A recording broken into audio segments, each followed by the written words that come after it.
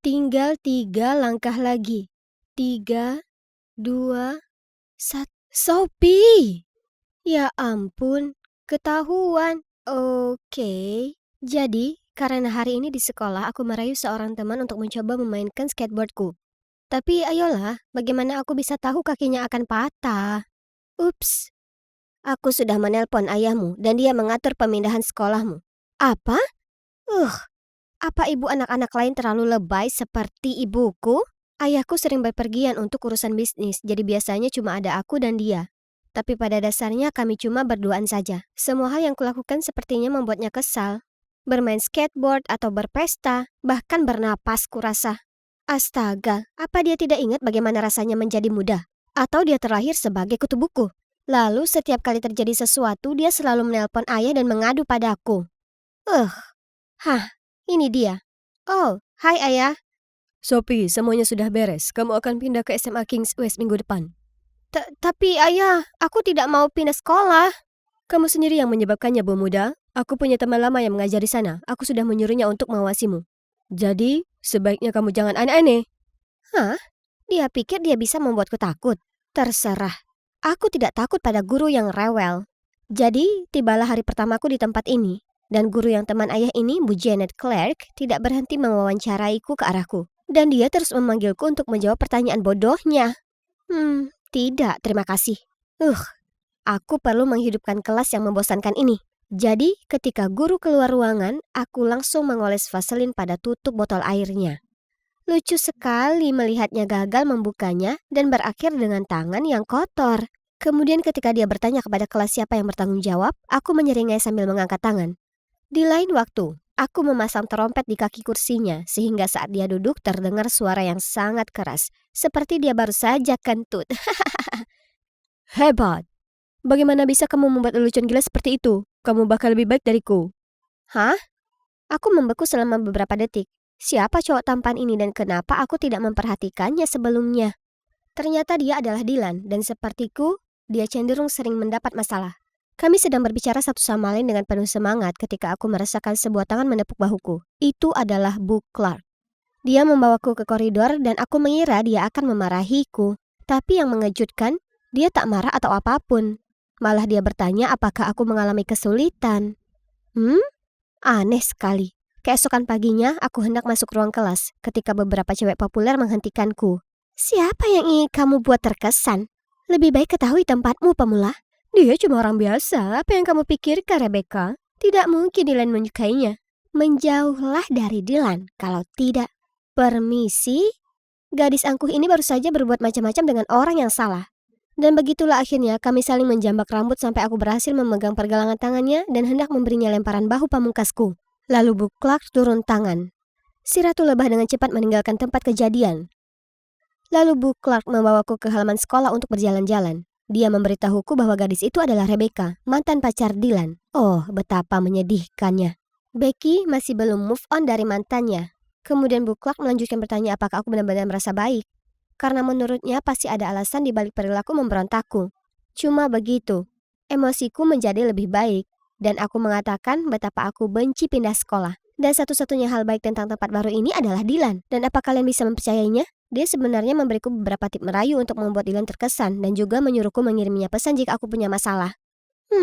Mungkin aku salah mengenai Bu Clark. Dia sebenarnya cukup keren. Dan aku mulai sering berbicara dengannya. Lalu suatu hari aku tiba di rumah dan melihat pintu kamarku terbuka sedikit. Aku mengintip ke dalam dan melihat ibu di tempat tidurku. iPad di tangan, membaca buku harianku di sana. Ibu, ayolah. Apa kamu bisa memberiku privasi? Sophie, ada apa dengan acara skating menuruni bukit? Kamu mau mati? Itu bukan urusan ibu. Ibu terlalu rewel. Dia tidak mengizinkanku memakai pakaian yang kuinginkan atau bahkan menjadi fangirl terhadap idola yang kusuka. Merasa sangat kesal, aku menelpon Bu Clark untuk melampiaskan rasa frustrasi ini. Dia sangat pengertian. Lalu dia berkata, orang dewasa terkadang juga melakukan kesalahan dan kali ini ibuku yang salah. Kemudian aku berkata aku harus mendaftar untuk acara skating karena aku masih muda dan oleh karena itu aku harus berjuang untuk impianku. Aku berharap ibu memahamiku sepertimu. Kamu pasti menjadi ibu yang luar biasa. Anak-anakmu sangat beruntung. Dia terdiam sesaat lalu memberitahuku bahwa dia sangat ingin menjadi seorang ibu. Tapi dia sudah bercerai dan tidak punya anak. Adopsi aku. Aku lebih suka menjadi putrimu daripada putri ibuku.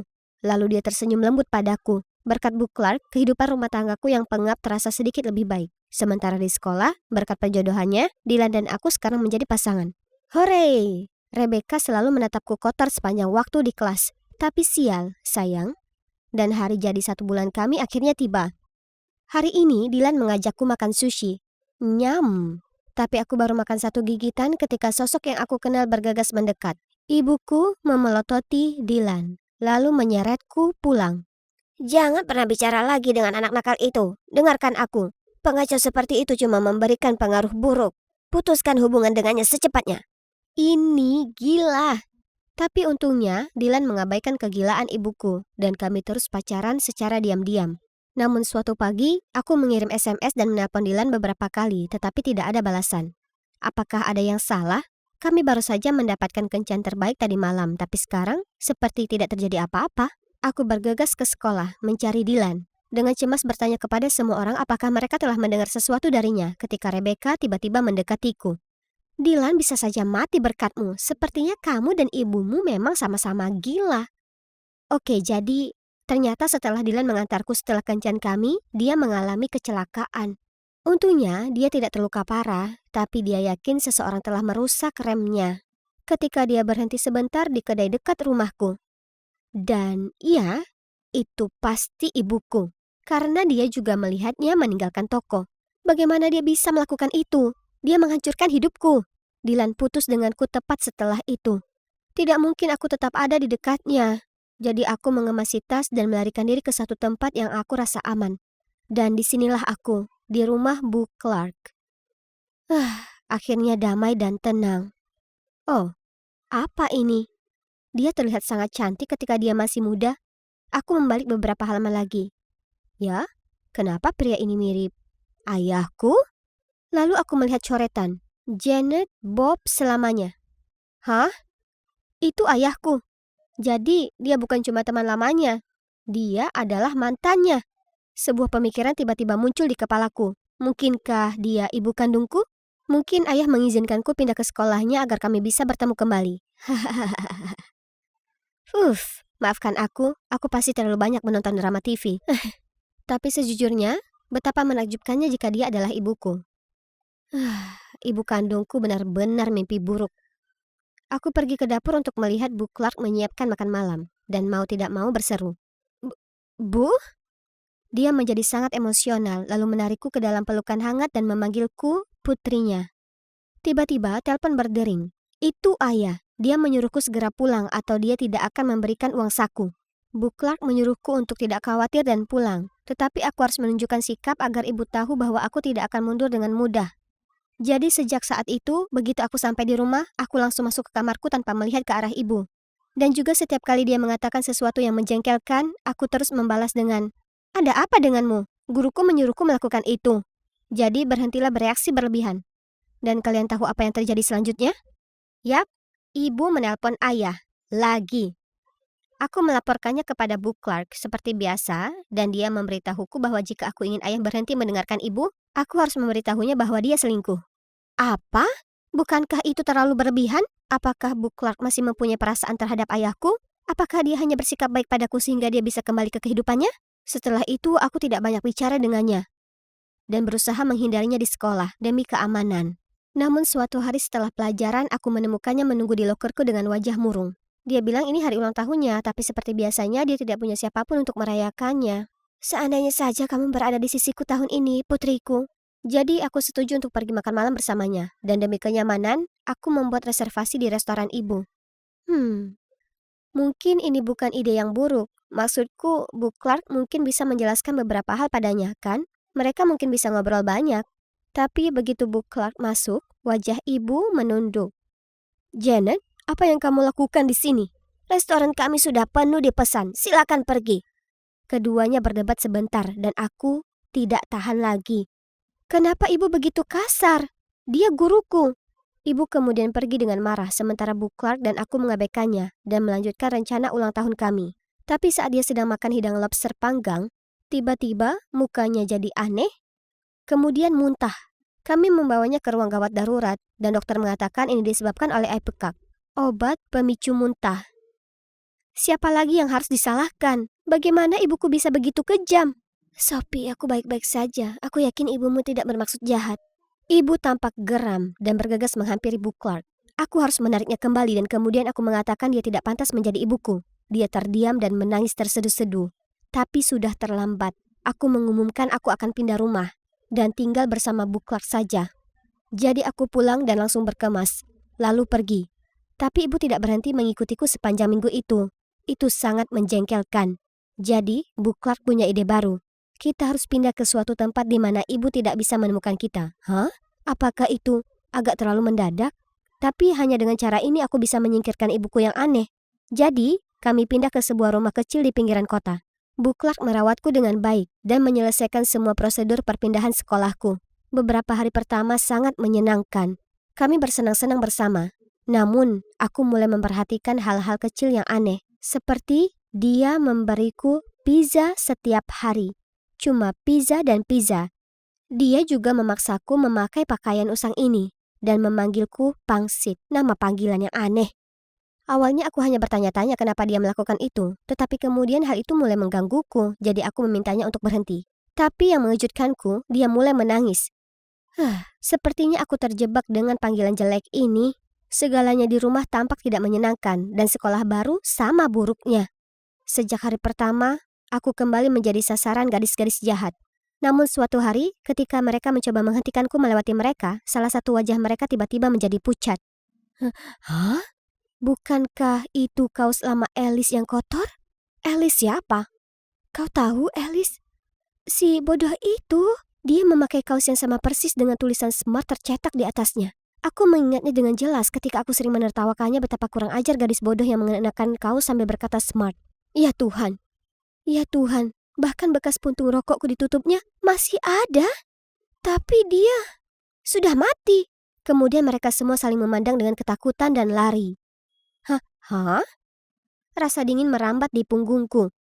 Aku tidak tahu siapa Alice ini dan aku tidak mau tahu. Satu-satunya hal yang aku tahu adalah aku harus segera keluar dari tempat ini. Jadi aku bergegas pulang untuk mengemas barang-barangku sebelum Bu Clark pulang kerja. Tapi sudah terlambat. Pangsit, kamu mau kemana? Kamu harus tinggal bersama ibu. Kemudian dia segera mengunci pintu, menyeretku masuk, dan mulai bertingkah seperti psikopat. Makanlah pangsitku, kenapa kamu begitu sedih? Ini pizza seafood, kesukaanmu. Maaf tidak membiarkanmu makan sebelumnya, tapi sekarang kamu dapat memperoleh semua yang kamu mau. Aku akan membelikan ini untukmu setiap hari. Karena panik, aku tidak tahu bagaimana cara bertahan melawan wanita gila ini ketika seseorang menendang pintu. Itu adalah Dylan, diikuti oleh orang tuaku. Sophie, ini dia anak kami. Oh, terima kasih Tuhan. Aku mendorong Janet menjauh dan langsung berlari ke arah mereka. Tapi bagaimana mereka bisa menemukanku? Aku memutuskan untuk menyelidiki kasus remku yang rusak lagi. Karena beberapa hari setelah kecelakaan itu, aku kembali ke kedai. Dan seorang kasir bertanya apakah aku dan ibuku pulang dengan selamat beberapa hari yang lalu. Dia melihat seorang wanita yang mengaku sebagai ibuku, berjuang dengan sepeda motorku. Bilang ada masalah dengan sepeda motorku. Kedengarannya terlalu mencurigakan, jadi aku meminta mereka untuk memeriksa CCTV. Dan pelakunya bukan ibumu seperti yang kita duga, tapi dia. Hah? Kenapa? Dia membantu menjodohkan kita. Kenapa dia mau menyakitimu? Entahlah. Mungkin dia mau semua orang salah paham dengan menyalahkan ibumu. Untungnya ponsel kita masih berbagi lokasi sejak kita kencan, jadi aku menemukanmu tepat waktu. Terima kasih banyak, Dylan. Ayahku dengan marah menatap Bu Clark. Janet, hubungan di antara kita sudah berakhir beberapa dekade yang lalu. Tolong tenangkan dirimu. Konyol sekali. Menurutmu siapa yang berasumsi kalau semua ini tentangmu? Pangsit adalah milikku. Dia putriku dan dia tinggal bersamaku. Ia menangis terseduh-seduh, lalu mengakui semuanya. Mulai dari merusak sepeda motor Dylan hingga memasukkan obat muntah ke dalam makanannya sendiri untuk membodohi orang. Aku sudah mencoba semuanya. Aku tidak percaya. Bagaimana mungkin orang yang lembut seperti dia bisa melakukan hal seperti itu? Setelah kebenaran terungkap, semuanya perlahan jadi masuk akal. Aku pulang ke rumah, tapi tetap saja pikiranku terus melayang kembali kepadanya. Dan kenapa dia melakukan itu? Sampai suatu hari, aku pulang dari sekolah dan terkejut melihat wanita itu duduk di sofa ruang tamu kami sambil minum kopi bersama ibu. Sejujurnya, aku agak takut saat melihatnya, tapi dia tidak terlihat tidak stabil seperti sebelumnya. Ternyata dia baru saja kembali dari unit psikoterapi. Dia menderita masalah kesehatan mental sejak Alice, putrinya, meninggal. Alice atau Pangsit adalah seorang remaja yang keras kepala, sama sepertiku. Dan karena ketegasan ibunya, dia pernah meninggalkan rumah dalam keadaan marah. Dan tidak pernah kembali karena dia mengalami kecelakaan mobil yang parah malam itu. Jadi, begitu Bu Clark melihatku, tanpa sadar dia ingin mengubahku menjadi putrinya untuk memperbaiki kesalahan masa lalunya. Sophie, aku benar-benar minta maaf atas rasa sakit yang aku timbulkan padamu. Aku membiarkan kesedihan menguasai diriku dan akibatnya aku menolak menerima betapa gelapnya tempat yang aku tinggali. Remaja itu rumit, tapi cobalah untuk lebih berpikiran terbuka dan tunjukkan cinta dengan cara yang benar. Sophie anak yang baik dan aku tidak ingin kamu melakukan kesalahan yang sama sepertiku. Dan semuanya berakhir dengan baik. Meski aku dan ibuku terkadang masih berdebat, kini kami berdua tahu cara mengendalikannya. Aku juga belajar berbagi banyak hal dengannya sehingga kami menjadi lebih dekat. Dan sekarang, saat dia menelpon ayah, tujuannya bukan lagi untuk mengadu padaku, tapi untuk membicarakan bagaimana hari-hari kami. Ngomong-ngomong, aku juga tidak perlu pergi kencan rahasia lagi. Dia pangeran menawanku. Berapa kali aku katakan padanya untuk tidak menghidupkan mesin. Selamat malam, selamat malam. Perpisahan adalah kesedihan manis, maka saya akan ucapkan selamat malam sampai Rio de Janeiro.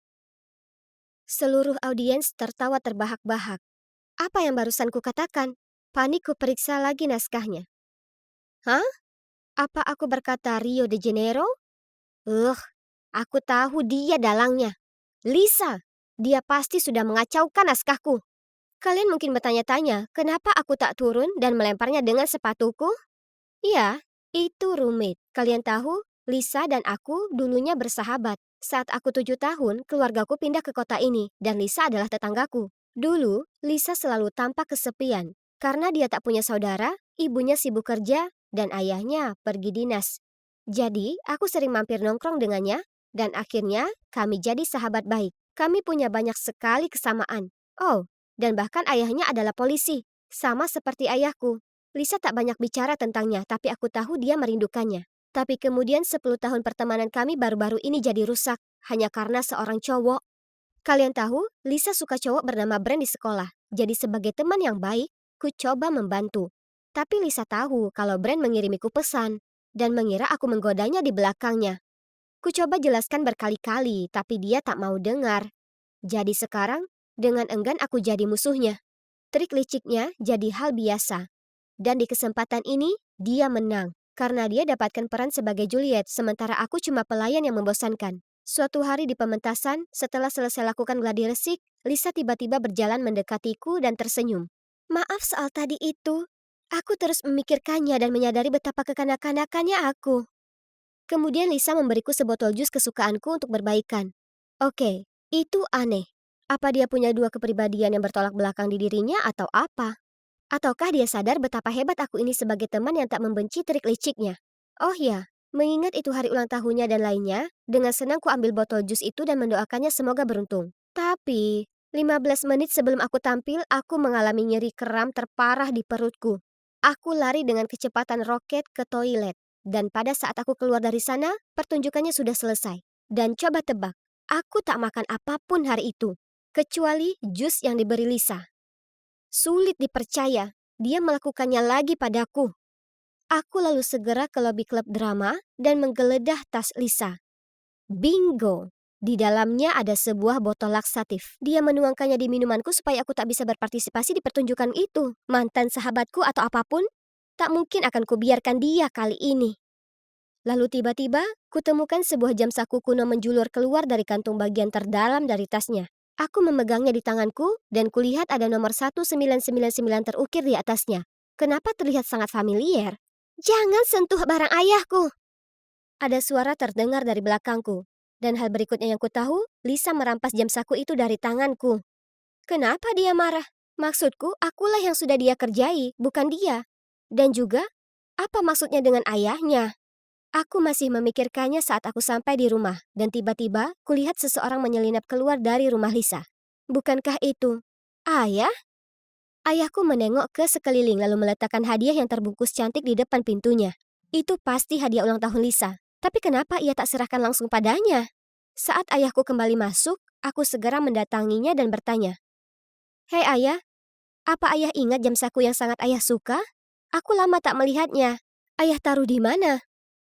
Ayah terlihat kebingungan dengan pertanyaanku. Lalu dia bergumam kalau dijualnya jam itu ke pegadaian. Aku hanya mengangguk, tapi aku tahu ia itu bohong. Karena ia terlalu sayang jam itu dan tak akan menjualnya. Kenapa ayah memberinya ke Lisa, lalu bohong padaku? Apa mungkin Lisa itu anak haram ayah? Dan fakta bahwa ayah bersikeras pindah ke sini. Apa itu agar supaya ia bisa dekat dengan selingkuhan dan anaknya? Ah, Lisa sudah mencuri peranku, dan sekarang dia mau ambil ayah dariku juga. Sudah cukup bagiku.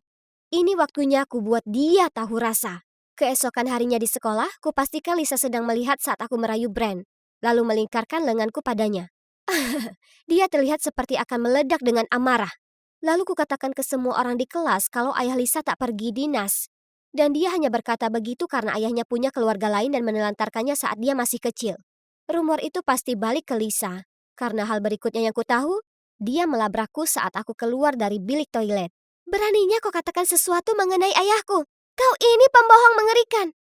Kemudian kami berakhir dengan perkelahian jambak rambut. Itu sangat buruk, guru sampai harus datang dan melerai kami. Kemudian kepala sekolah memanggil orang tua kami. Untung bagi kami, ayahku dan ibu Lisa putuskan tak jadikan ini masalah besar karena hubungan kami sebagai tetangga dekat. Iya, seolah begitu. Tapi ayah masih menyuruhku minta maaf ke Lisa dan ibunya. Eh, ayah, kenapa aku harus minta maaf? Dia tak minta maaf padaku karena menuang laksatif ke minumanku. Kau bersalah karena menyebarkan rumor tak benar tentangnya. Tapi obat laksatif itu soal apa? Kukira kalian berdua berteman.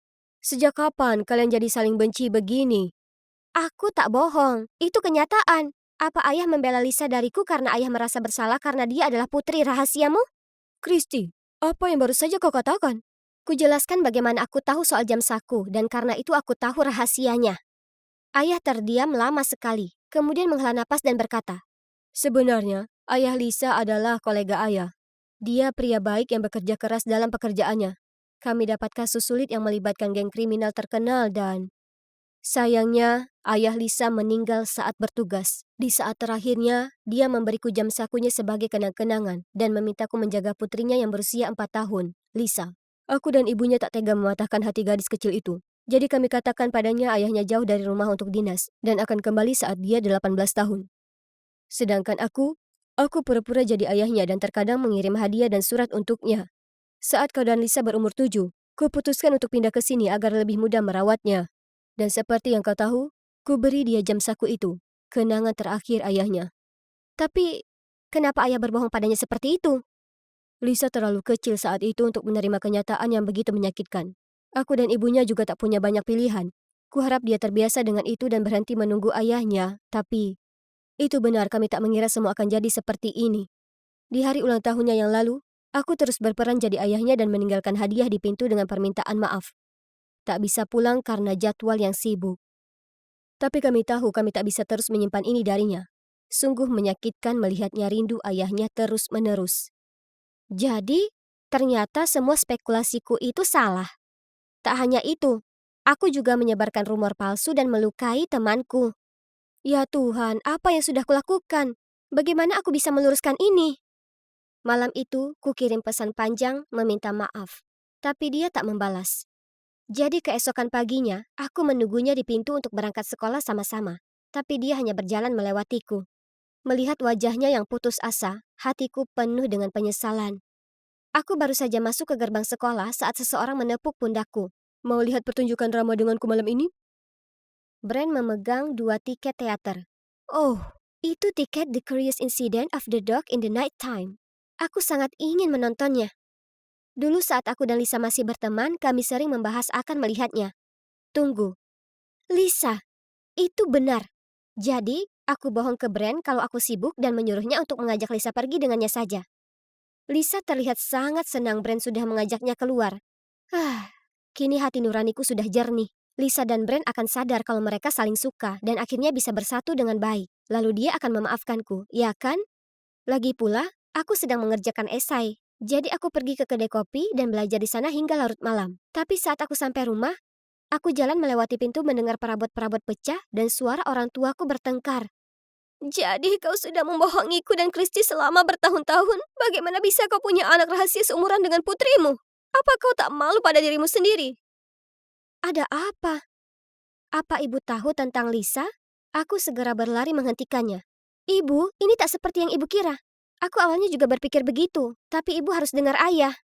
Kebohongan itu mungkin membodohimu, tapi itu tak bisa membodohiku. Lisa itu anak haramnya. Gadis malang itu datang padaku dan memberitahu. Ku coba berunding dengan ibu, tapi ia terlalu kesal untuk mendengarkan.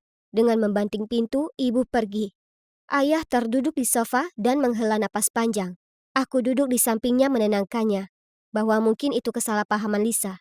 Ayah, kita harus cerita ke Lisa kebenarannya. Aku akan mendatanginya dulu melihat situasi. Lalu nanti saat dia tampak stabil secara emosional, ayah datang dan bicara padanya, oke? Hari berikutnya, segera setelah sampai sekolah, aku langsung mencari Lisa. Di sana dia, berdiri dekat lokernya dengan tangan terlipat. Aku jalan ke arahnya, tapi sebelum aku bisa mengatakan apapun, dia berteriak. Berhenti bersikap seolah kau ini suci. Aku tahu, Brand hanya mengajakku ke teater karena kau menyuruhnya. Kenapa kau ingin sekali mempermalukanku? Kemudian Lisa menangis. Kalau saja ayahku masih hidup, ia akan melindungiku dari gadis jahat sepertimu. Aku ternganga melihat Lisa. Dia sudah tahu semuanya, tapi jika demikian, kenapa dia bilang ke ibuku kemarin kalau ayahku adalah juga ayahnya? Aku berdiri di sana, tak mau pergi sampai dia beritahu aku kebenarannya. Akhirnya dia berseru kalau di ulang tahunnya yang ke-18, dia melihat ayahku meninggalkan hadiah di depan rumahnya. Curiga ada yang tak beres, dia kumpulkan keberanian menanyakan semua ke ibunya. Ia sangat terpukul mengetahui bahwa ayah yang telah lama dinantikannya ternyata hanyalah kebohongan yang dibuat oleh ayahku. Dia sangat marah pada aku dan ayahku. Jadi dia bohong ke ibuku agar kami tahu bagaimana rasanya punya keluarga yang berantakan. Aku marah sekali. Beraninya dia berbuat begini ke keluargaku. Tapi saat dia menangis minta maaf, amarahku langsung hilang. Dan aku hanya merasa kasihan padanya. Apa yang dia lalui sungguh berat. Aku memeluknya erat dan mata kami berdua pun menangis. Saat kami berdua tenang, kami putuskan untuk bicara terus terang dengan keluarga kami. Kukatakan ke Lisa aku tak keberatan berbagi ayah dengannya, karena toh ayah menyayanginya seperti putrinya sendiri. Tapi sebagai balasan, Lisa harus minta maaf ke ibuku dan menjelaskan semua padanya, jadi ibu mau pulang ke rumah. Jadi akhirnya ibuku kembali, dan kedua keluarga kami berdamai lagi. Aku sangat menyesal, aku berada di luar akal sehatku. Aku tak bermaksud untuk menyakitimu, Bu. Oh, maksudku, Bu Lemon. Semua orang tertawa. Aku juga mengambil kesempatan untuk memberi pelukan hangat ke Ibu Lisa dan memanggilnya ibuku. Seperti yang Lisa lakukan, kami semua ngobrol dengan gembira saat bel pintu berbunyi. Aku dan Lisa pergi membuka pintu dan melihat Brand berdiri di sana memegang sebuket bunga. Wajahnya kebingungan saat melihat kami berdua di sana. Tapi kalian tahu apa? Tak masalah siapa di antara kami yang dia cari. Tak perlu cari pacar sekarang. Karena sudah ada sahabatku di sini. Atau sebaiknya ku sebut saudaraku?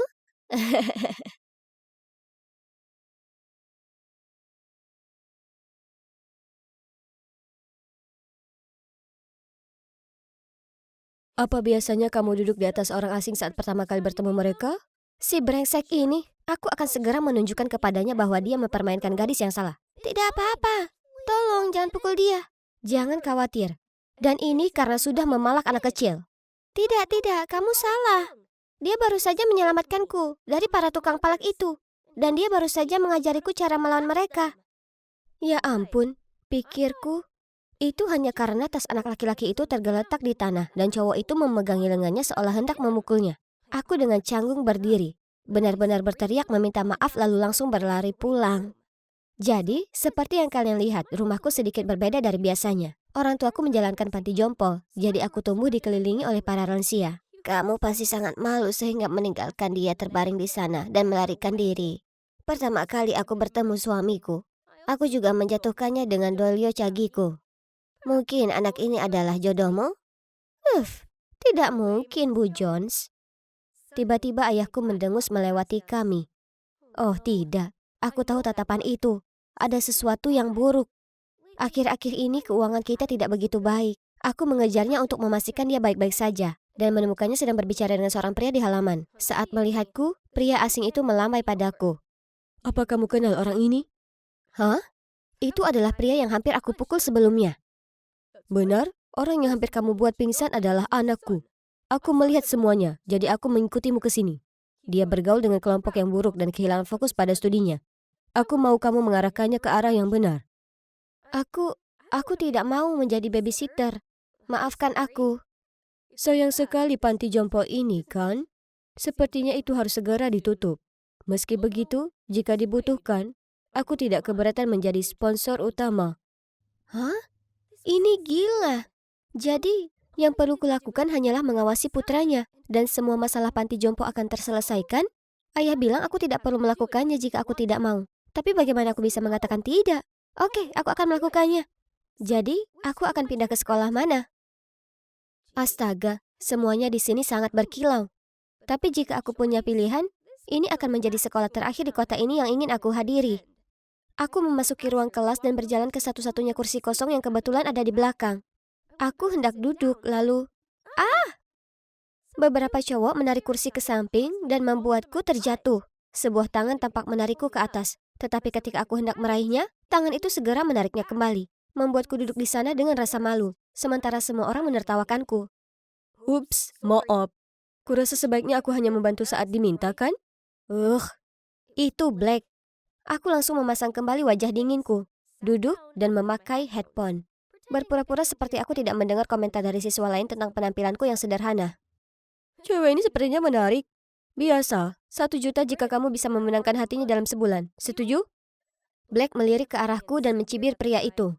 Gampang. Sepakat. Jadi begitulah yang akan terjadi, bukan?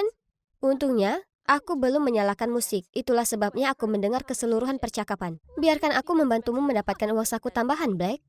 Dan tidak butuh waktu lama baginya untuk mulai melaksanakan rencananya. Saat makan siang, dia dengan antusias mengajakku ke kantin, membimbingku mencari makanan, dan bahkan meminta petugas makan siang untuk membelikanku porsi yogurt tambahan. Usaha yang bagus. Aku sedang mencoba menikmati makan siangku ketika sebuah suara melengking terdengar. Bangun dan ambilkan aku makanan. Aku ingin cupcake seperti milikmu. Sekarang. Astaga, kenapa beberapa cewek berpikir tidak apa-apa memperlakukan pria seperti ini? Karena frustrasi, aku pergi ke sana, mengambil kue dari nampan anak cowok itu dan memasukkannya ke dalam mulutnya. Nah, bahagia sekarang? Kasihan sekali. Lenganmu pasti patah sangat parah sampai kamu tidak bisa mengambil makanan sendiri. Biar aku yang bantu. Sama-sama. Apa kamu gila? Kamu sudah mati hari ini. Dia mengangkat tangannya hendak menamparku, tapi aku segera menghindar hingga menyebabkan dia jatuh ke tanah. Sedangkan aku dengan tenang duduk di sebelah cowok itu dan makan siang. Maaf karena menyia-nyiakan kuenya. Kamu bisa memakan yogurtku kalau kamu mau. Dia Kai, teman pertamaku di sekolah baru ini. Dia cerdas, pintar, dan memiliki catatan akademis yang sangat mengesankan. Dia sebenarnya ada di sini karena beasiswa, yang menjelaskan kenapa dia tidak cocok dengan lingkungan sekitar, sama sepertiku. Aku perhatikan bagaimana Black tampak agak kesal dan terus menatapku. Aku yakin dia muak digoda oleh teman-temannya, karena aku benar-benar mengabaikannya. Oh, tapi dia tidak menyerah begitu saja. Keesokan paginya, dia muncul di rumahku untuk menjemputku, tapi aku lebih suka berlari 2 putaran di halaman sekolah karena terlambat daripada berbagi tumpangan denganmu. Lalu di sekolah, dia membuatku tersandung dan kemudian mengulurkan tangannya berpura-pura membantu. Tapi, antara kamu dan lantai, aku lebih pilih lantai. Dia bahkan menungguku di gerbang sekolah dengan karangan bunga mawar yang besar. Tapi aku hanya melihatnya sekali, lalu mulai terbatuk-batuk. Apa kamu alergi bunga? Tidak, aku alergi ke orang yang tidak dewasa dan membosankan, sepertimu. Lalu aku pergi. Seolah-olah semua cewek bisa tertipu oleh tipuan payah ini. Hal ini berlanjut selama beberapa minggu berikutnya. Tapi suatu saat, dia mendekatiku di perpustakaan saat aku sedang belajar dengan Kai, dan memberiku sebuah kalung. Aku melihatnya lalu memberikannya kembali kepadanya dan berbalik untuk berbicara dengan Kai. Serius? Kamu menolakku karena kutu buku ini? Kai cerdas, gagah, dan canggih. Tidak sepertimu. Kalian cuma pembuat onar. Apa kamu meremehkanku? Oh, akhirnya. Aku bertanya-tanya berapa lama waktu yang dibutuhkan bagimu untuk mengetahuinya. Belum lagi, kamu tidak pernah membantu sekalipun dalam esai bahasa Inggris. Kamu ada di grupku, tapi mungkin berpikir The Grapes of Wrath adalah brand rock atau semacamnya. Jadi, kalau aku bisa menyelesaikan esai itu sendiri, maukah kamu berkencan denganku? Baik, tapi kamu harus mendapatkan nilai A. Kalau tidak, kamu bisa melupakannya. Dan trikku berhasil. Black benar-benar menyelesaikan esainya sendiri. Dia pintar, tapi dia malas belajar, dan itu membuat kesalahan kecil. Saat esai itu diserahkan kembali, wajah Black muram. Dia mendapat nilai B. Dan meskipun dia tahu pelajarannya sudah berakhir, dia tetap tinggal di kelas untuk membaca kembali komentar gurunya. Sepertinya ini adalah pertama kalinya dia benar-benar berusaha melakukan sesuatu. Ada apa? Masih menyangkal kegagalanmu? Black berbalik tanpa menatapku. Cowok kaya yang kalah untuk pertama kalinya terlihat sangat manis. Jadi, aku menaruh hadiah dengan pesan di dalamnya di meja Black. Tak perlu dikatakan lagi, dia sudah sangat gembira. Di dalamnya ada satu set baju yang kubelikan untuknya dan undangan ke bar di akhir pekan. Kalian penasaran kenapa? Oh, kalian akan lihat sendiri. Sabtu malam itu, Black muncul dengan baju yang kuberikan padanya dan terlihat sama sekali tidak senang. Aku tidak bisa masuk memakai ini. Itu sangat kuno. Teman-temanku akan menertawakanku. Kamu mengundang temanmu juga untuk membuktikan kamu memenangkan taruhan, kan? Kalau kamu dapat 1 juta itu, apa aku akan dapat bagiannya? Kamu sudah mengetahuinya? Awalnya aku cuma bercanda. Tapi sekarang... Ayo masuk sekarang. Jangan khawatir. Kita tidak akan lama di sini. Aku menyeretnya masuk. Dan seketika itu juga teman-temannya tidak menyia-nyiakan kesempatan untuk menggodaku. Apakah ikannya terpancing? Ya, aku terjebak. Cepat beri dia uang. Keluarganya bangkrut dan sangat membutuhkan uang. Hah? Apa? Kamu berbohong. Lihat, dia memakai pakaian sumbangan. Bahkan pakaian bermereknya telah dilikuidasi. Aku mengedipkan mata pada Black dan dia langsung bereaksi. Pinjamkan aku uang. Aku butuh tempat tinggal, mobil sport, dan uang saku juga. Pada titik ini teman-temannya berubah menjadi jahat dan mengatakan kepadanya bahwa dia tidak lagi memenuhi syarat untuk menjadi anggota kelompok mereka. Kamu tidak perlu melakukan itu. Aku sudah tahu mereka cuma berteman denganku demi uang. Tapi seperti itulah orang-orang. Kenapa dia berpikir seperti itu? Dia pasti tidak pernah dirawat dan dicintai dengan baik. Singkirkan wajah itu. Ini kan kencan. Biarkan aku menebusnya untukmu. Sebuah bar yang cocok dengan baju itu. Jadi aku menyeret Black ke pesta malam kami. Aku memberitahu semua orang kalau aku membawa seorang teman untuk membantu. Dan para orang tua segera menyuruhnya melakukan segala macam hal. Bu Hastings memintanya memanjat pohon untuk menggantungkan tali lampu. Pak Derbyshire memanggilnya untuk memotong kayu untuk api unggun. Dan Pak Shaw ingin dia mencicipi bir buatannya. Lalu detik berikutnya, Black sudah duduk di singgasana drum. Sudah lama sekali kami tidak mempunyai relawan muda. Anak itu kelihatannya lumayan ganteng, kan? Aku melihat cara dia memandangmu.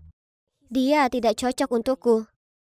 Aku mengangkat bahu sebagai tanggapannya, dan tiba-tiba merasa kecewa. Ya, aku menyukai sisi berbeda dari dirinya, tapi kami berdua masih berasal dari dunia yang berbeda. Keesokan paginya di sekolah, aku masih melihat Black berkumpul dengan teman-temannya yang rakus. Sepertinya dia belum mempelajari pelajarannya. Frustrasi karena semua usahaku sia-sia, aku membuka lokerku. Catatan apa ini? Temui aku di perpustakaan jam 6 sore ketika semua orang sudah pulang. Aku punya kejutan untukmu. B. Aku tidak seharusnya seperti ini, kan? Menunggunya di perpustakaan berjam-jam sampai semua orang pergi, gugup dan bersemangat.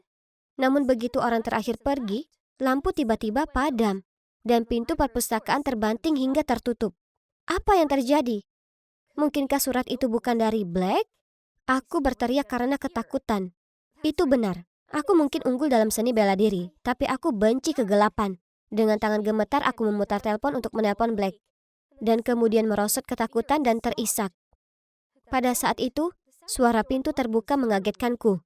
Begitu pintu terbuka, aku segera berlari memeluk Black. Apa kamu baik-baik saja? Aku tidak percaya Chloe melakukan ini. Sudah kubilang jangan mendekati mereka. Hah? Ini bukan suara Black. Freya, kamu baik-baik saja? Ya Tuhan, Kayla yang membuka pintu untuk menyelamatkanku. Tapi kupikir, aku segera melepaskannya, lalu lari karena malu. Aneh, saat aku dalam bahaya, orang pertama yang terlintas di benakku adalah Black. Mungkinkah aku sangat menyukainya? Saat itu telepon berdering. Itu ayahku. Bu Jones menderita serangan jantung dan memerlukan operasi segera. Tapi biaya operasinya mahal sekali. Dari mana kami dapat uang sebanyak itu? Ah iya, ayah Black. Jadi aku menelponnya. Halo, apakah ini Tuan Morris? Black berhenti berkumpul dengan teman-temannya dan mengerjakan pekerjaan rumahnya. Aku sangat membutuhkan uang sekarang. Tolong, ini mendesak. Apa kamu mengajakku kencan karena uang dari ayahku? Ya Tuhan, sepertinya Black mendengar semua percakapan. Aku... Jadi, aku cuma alat penghasil uangmu dan selama ini kamu melatihku sebagai hewan peliharaanmu? Tidak seperti itu. Kita bicara lagi nanti. Tidak ada waktu untuk pemikiran egoismu sekarang. Aku harus pergi. Aku berlari gila-gilaan ke rumah sakit. Orang tuaku putus asa dan uang belum juga sampai. Jadi aku menelpon Pak Morris sekali lagi. Kamu bilang Black sudah berubah. Jika seperti ini, lalu kenapa dia didenda karena ngebut dan melawan polisi? Jangan pernah menelponku lagi. Jangan khawatir pria. Aku akan menjual tanah panti jompo untuk merawat Bu Jones. Semua orang setuju untuk pindah ke panti jompo milik pemerintah. Kami menjual rumah kami, dan sekarang kami tinggal bersama Bu Jones di kota baru. Dia jauh lebih baik sekarang. Tetapi aku merindukan para lansia lainnya. Juga, aku merindukan Black. Aku masih tetap berhubungan dengan Kai, dan dia memberitahuku kalau Black bersekolah di sekolah militer seperti yang diinginkan ayahnya. Ya, itu sisi tidak terduga darinya. Sebaiknya kamu bicara dengan cowok itu. Bukan tentang apa yang kamu lakukan, tetapi akui perasaanmu padanya. Itu akan menyelamatkanmu dari penyesalan di kemudian hari. Lalu dia menepuk pundakku untuk menghiburku. Tapi, aku benar-benar tidak punya keberanian untuk melakukannya. Aku merasa bersalah. Nyonya Jones, kamu punya surat. Freya, lihat. Ini undangan ke konser panti jompo. Ini konser kita, kan? Dengan gemetar aku menerima undangannya. Apa ini? Aku mendorong kursi roda Nyonya Jones ke pintu panti jompo bernama Bunga Matahari. Saat kami masuk, kami semua menangis. Semua orang ada di sana. Ini semua ulah Black. Dia anak yang sangat baik. Dia menemukan kami dan membangunkan kami panti jompo impian. Kamu dan Freya adalah hadiah kejutan yang kami siapkan untuknya. Tapi begitu dia melihat kalian berdua, dia langsung kabur. Mendengar itu, aku bergegas menuju gerbang. Ada mobil yang melewatiku. Naluriku memberitahu bahwa itu dia. Aku mengejarnya dan berteriak putus asa. Black, tunggu! Aku menyukaimu! Aku sangat menyukaimu! Namun mobil itu dengan cepat menghilang dari pandangan. Aku terpuruk tak berdaya di jalan. Air mata mengalir di wajahku. Dan aku masih bergumam. Aku benar-benar menyukaimu. Apa yang kamu katakan? Ucapkan lebih keras. Aku berbalik kaget. Itu Black. Dia memakai seragam militer dan tersenyum padaku dengan penuh kasih sayang. Aku sedang menikmati Jumat malamku yang sempurna sambil menonton video terbaru YouTuber favoritku. Lalu video itu terganggu oleh panggilan telepon. Tessa, polisi menangkapku. Menyamarlah jadi ibuku dan bantu aku keluar. Itu Katie, sepupuku yang menyebalkan. Dia pembuat onar terbesar yang aku kenal. Itulah sebabnya bibiku mengirimnya untuk tinggal di rumahku, dengan harapan kami dapat membantu mengubah sikapnya. Jadi sekarang aku harus menyelinap ke lemari ibu dan meminjam beberapa bajunya. Bagaimana cara merias wajah agar terlihat lebih tua? Itu harus dilakukan. Jadi petugas, masalah apa yang dia hadapi saat ini? Dia merusak mobil. Bukan aku, Bu. Salahkan mobil bodoh yang menghalangi jalanku. Astaga. Jika aku benar-benar Ibu Katie, aku akan membiarkannya membusuk di penjara sampai dia sadar. Aku hendak mengajak Katie keluar dari sana ketika seorang anak laki-laki menyeringai ke arahku dan berkata, Bu, apa bisa selamatkan aku juga? Maaf, tapi tidak. Kamu bukan masalahku. Baiklah, setidaknya kamu bisa memberiku nomor teleponmu? Aku melihat Katie mengurutkan kening padanya. Lalu dia menarik lenganku. Ayo pulang, Bu. Katie, tidak bisakah kamu dewasa? Aku tidak bisa melindungimu selamanya. Kamu akan melakukannya. Kalau tidak, aku mungkin tidak sengaja membocorkan rahasia kecilmu ke orang tuamu. Ancaman itu pasti sudah semakin kuno. Oke, aku tidak punya pilihan lain. Kalian tahu, dia memegang rahasiaku. Masalahnya, aku punya hobi membuat kue. Tapi orang tuaku menganggap ini hanya membuang-buang waktu. Aku tahu mereka tidak akan pernah secara sadar membayar untuk kelas memasakku. Jadi aku bilang ke mereka aku perlu uang untuk mengikuti kelas belajar tambahan. Aku tahu kedengarannya buruk. Tapi aku kerja di toko roti, di kedai kopi, sehingga aku bisa membayarnya kembali sambil mendapatkan pengalaman. Tapi kemudian Katie menemukan rahasiaku dan sekarang dia menggunakannya untuk mengendalikanku. Lalu saat aku berpikir segalanya tidak akan menjadi lebih parah lagi, aku tiba di rumah dan menemukan orang tuaku menungguku di ruang tamu. Tessa, kamu sedang keluar pesta, ya kan? Kenapa kamu tidak pernah menurut? Dan apa itu gaunku? Kenapa kamu tidak bisa menjadi lebih seperti Katie? Dia benar-benar meningkat nilainya. Aku berbalik dan melihat Katie tidak terlihat. Dia pasti dengan cepat melarikan diri melalui pintu belakang menuju kamarnya. Sungguh nakal, tapi orang tuaku masih percaya dialah gadis emas. Itu sampah tentu saja. Nilai bagus yang dibawanya pulang semuanya karena menyontek. Jika bukan karena Katie mengetahui rahasiaku, aku pasti sudah mengungkapnya sekarang. Sebenarnya selain Katie, ada juga Celia, sahabatku, yang juga mengetahui hal ini. Dia mungkin pemarah, tetapi jika menyangkut rahasiaku, aku tahu bibirnya tertutup rapat. Hei Tessa, kamu harus melihat ini. Celia melambaikan ponselnya ke wajahku. Tunggu dulu. Itu Bitkit Bags, saluran YouTube favoritku sepanjang masa. Aku sudah mengikuti orang ini sejak lama. Dia sangat hebat. Oh, dan dia selalu memakai topeng kucing lucu ini. Lihat tangannya, indah sekali. Dan betapa aku mengagumi suaranya yang hangat. Aku yakin dia juga sangat tampan. Celia begitu kepincut dengan cowok ini. Katie lagi. Lipstiknya tertinggal di kantin dan aku harus mengambilkannya dan membawanya ke kafe di kota. Ini konyol. Aku yakin dia bisa bertahan tanpa lipstik bodohnya untuk satu sore. Aku masuk ke kafe dan melihat Katie duduk bersama dua anak laki-laki. Bukankah itu anak laki-laki dari kantor polisi? Ternyata dia bernama Max, dan dia adalah pacar baru Katie, dan orang lainnya adalah seorang mahasiswa. Hei Tessa, kamu harus tinggal untuk makan kue. Mengingat aku di sini, aku mungkin ingin makan sesuatu yang manis, kan? Jadi aku mengabaikan tatapan mata Katie ke arahku dan bergabung dengan mereka. Pelayan membawakan coklat fudge dan rasanya enak sekali. Aku mengambil garpu dan ada sesuatu yang tidak beres. Kue ini biasa menggunakan salted caramel. Kue harus mempertahankan rasa aslinya. Jika kamu menambahkan ke dalamnya, rasanya akan terlalu manis. Oh, kasar sekali. Aku kan cuma menyuarakan pendapatku. Tepat pada saat itu, Cecilia menelponku. Aku baru saja menjawab ketika dia mulai berteriak begitu keras dan aku harus menjauhkan ponselku dari telingaku. Tessa! Cecilia, apakah semuanya baik-baik saja? Aku tahu cara membuat orang Bitkit Bags terkesan. Kita harus memberinya hadiah DIY. Casing ponsel resin coklat. Bagaimana menurutmu? Aku jenius, bukan? Aku memperhatikan Max, Cody, dan Katie. Semuanya memandangku dengan aneh. Astaga, ini sangat memalukan.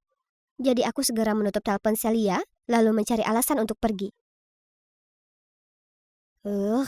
Aku lebih menyukainya ketika aku hanya tahu tentang Bitkit Bags. Aku menonton videonya setiap hari dan melamun tentang membuat kue bersamanya. Tapi sekarang obsesi Celia terhadapnya membuatku lelah.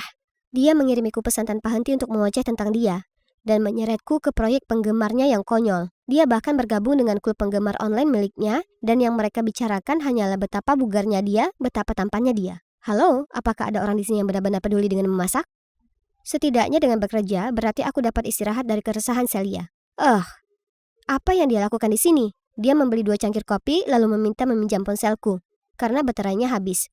Dengan enggan, aku menyerahkan ponselku yang berharga. Kemudian aku mendengar nada dering.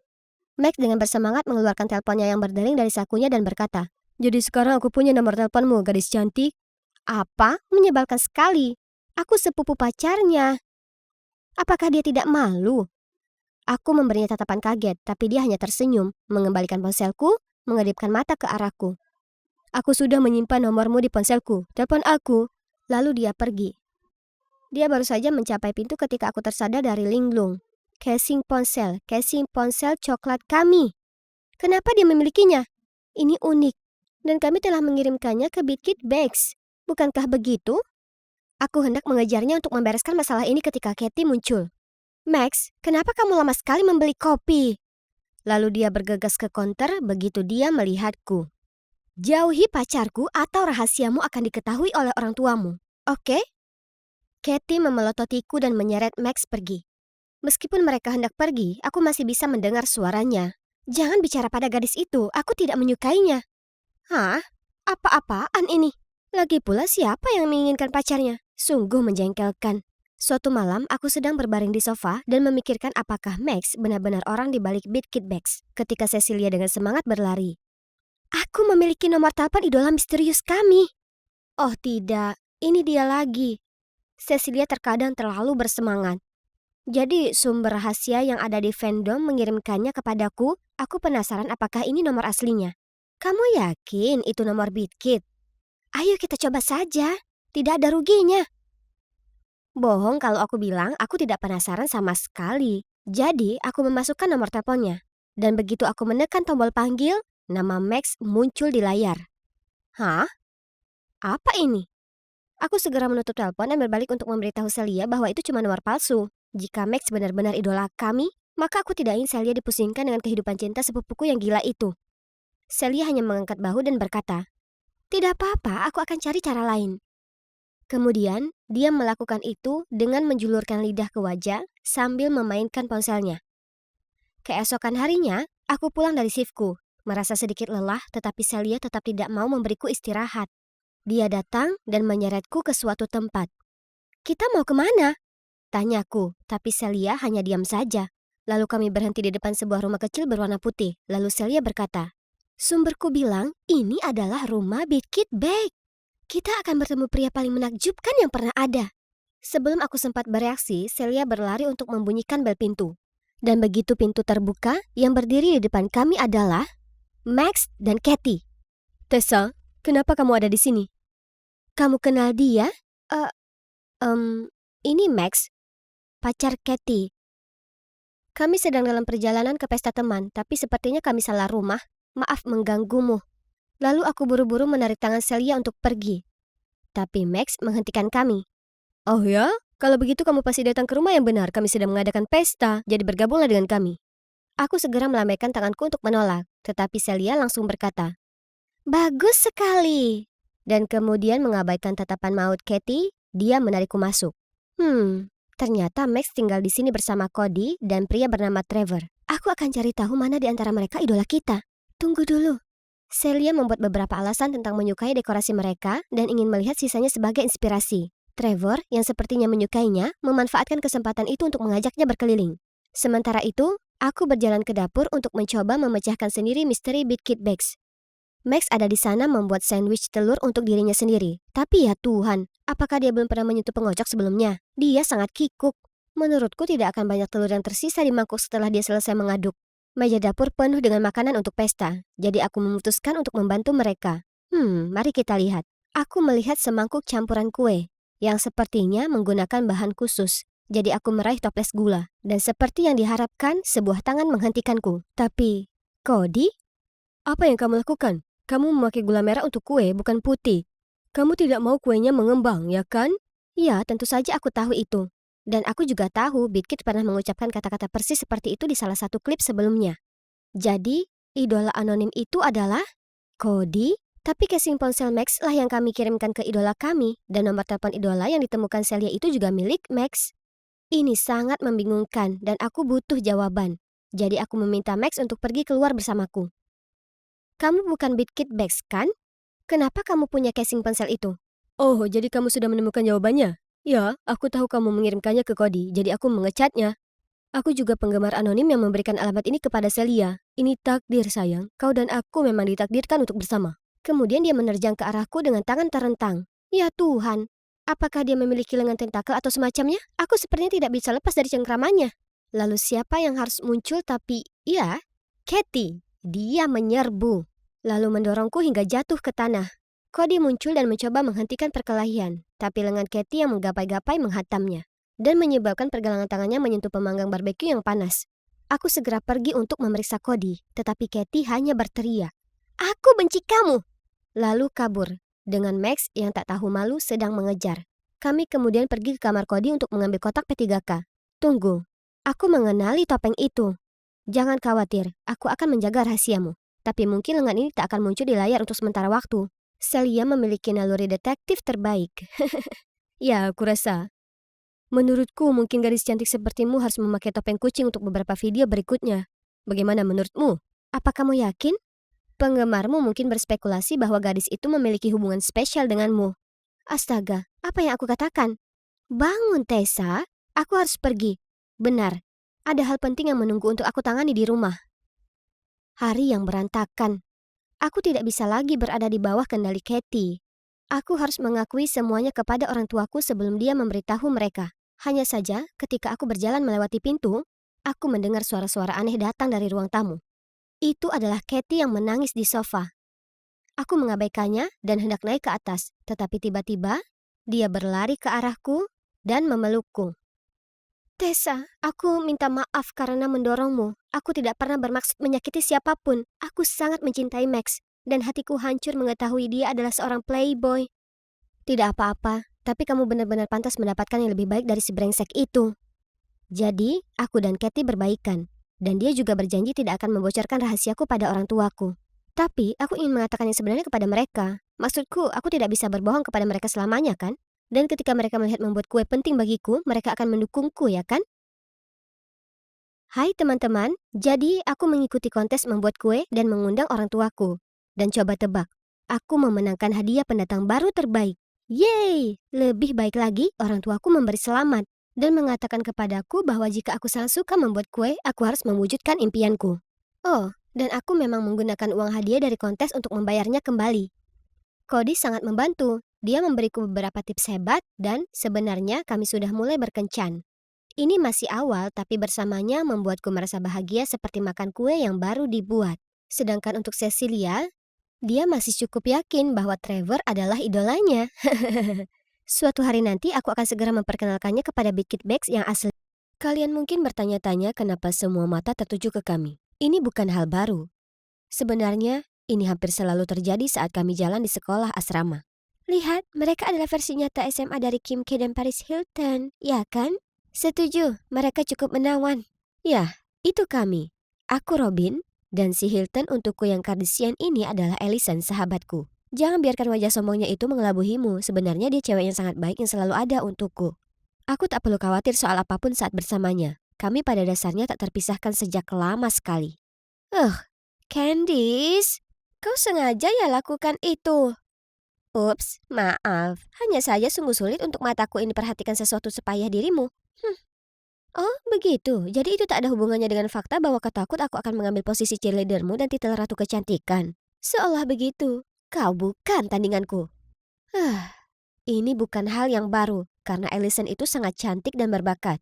Dia sering terlibat pertengkaran dengan para cewek yang iri. Sekarang, berkat drama Candice kami terlambat masuk kelas. Kami sedang bergegas di sepanjang koridor saat tiba-tiba Allison berhenti. Sebuah poster tertangkap mata kami. Poster itu untuk kontes pencarian kapten cheerleader yang baru. Sempurna. Aku tak sabar untuk mendapatkannya dan menghapus senyum sombong dari wajah Candice. Kau juga akan daftar? Tentu saja.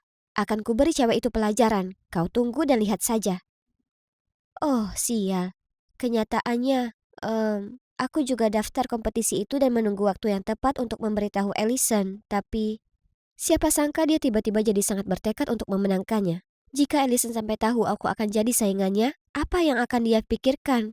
Oh, aku harus bagaimana? Aku tak mau membuatnya kesal, tapi aku sungguh ingin memenangkan kompetisi ini juga. Kalian tanya kenapa? Demi satu orang saja. Itu dia, Steve, kapten tim basket, dan juga sepupu Allison. Aku sangat naksir padanya. Tapi masalahnya dia tak kurang penggemar, termasuk Candice. Aku tak akan pernah seberani dirinya, jadi aku hanya melihatnya dari kejauhan. Tapi gimana kalau aku bukan lagi seseorang yang bukan siapa-siapa dan jadi kapten cheerleader? Maka Steve akan memperhatikanku dan aku akan cukup percaya diri untuk membuka hati untuknya. Ya kan? Tapi semuanya terlalu sulit ketika aku harus hadapi tak hanya Candice, cewek jahat sekolah ini, tapi juga Allison, sahabatku. Hebat. Benar kata mereka, menunda sesuatu pada akhirnya akan jadi bumerang untukmu.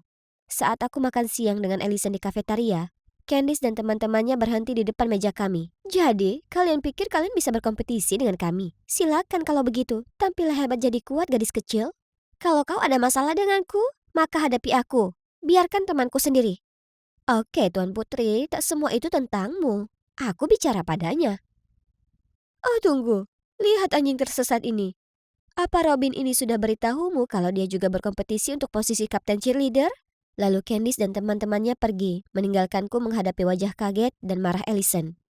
Aku berniat untuk, kau sungguh ingin berkompetisi melawanku? Aku hanya ingin mencoba, wow, aku tak pernah menyangka kau akan menikamku dari belakang seperti ini. Tak bisa dipercaya. Kemudian dia berlalu pergi, meninggalkanku di sana, merasa kebingungan menatap makan siangku yang berantakan.